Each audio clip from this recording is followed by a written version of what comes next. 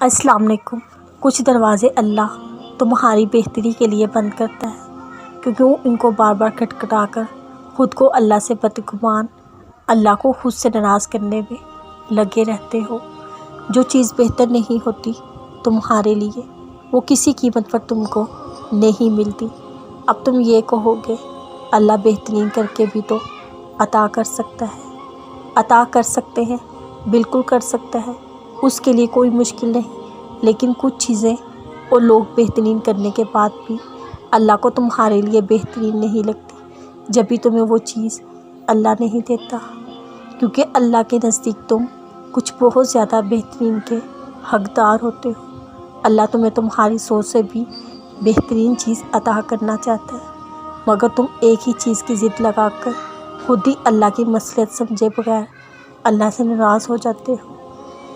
تم کبھی یہ نہیں سوچتے اللہ نے وہ چیز تمہیں کیوں نہیں دی، تم بس یہ سوچتے ہو اللہ دیتا ہی نہیں چاہتا تھا، اللہ سنتا نہیں ہے تمہاری، اللہ کو تمہاری خوشی عزیز نہیں ہے۔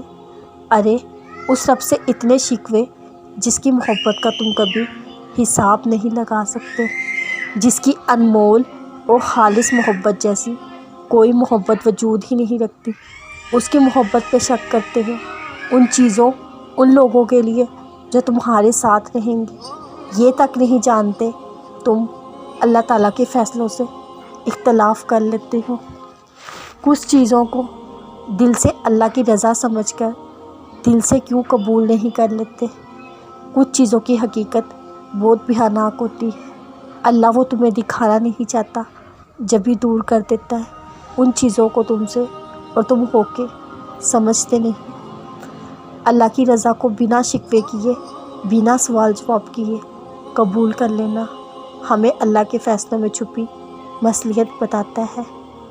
کچھ رکاوٹیں محض تمہارا توکل اور تڑپ پرکھنے کے لیے آتے ہیں، اور پھر جو لوگ سچے اور مخلص ہوتے ہیں اپنی دعاؤں کو لے کر ان کے لیے پھر معجزے کر دیے جاتے ہیں، یقین سے آگے، گمان سے باہر۔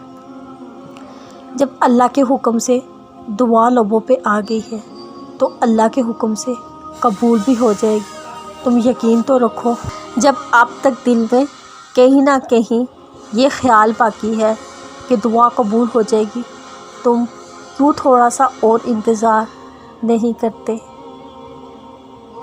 دعا تقدیر سے لڑ جانے کی طاقت رکھتی ہے، یقین تو رکھو، اور معجزے بھی تو یقین رکھنے والوں کے لیے ہوتے ہیں، تو تم کیوں ہمت ہار گئے ہو ابھی سے؟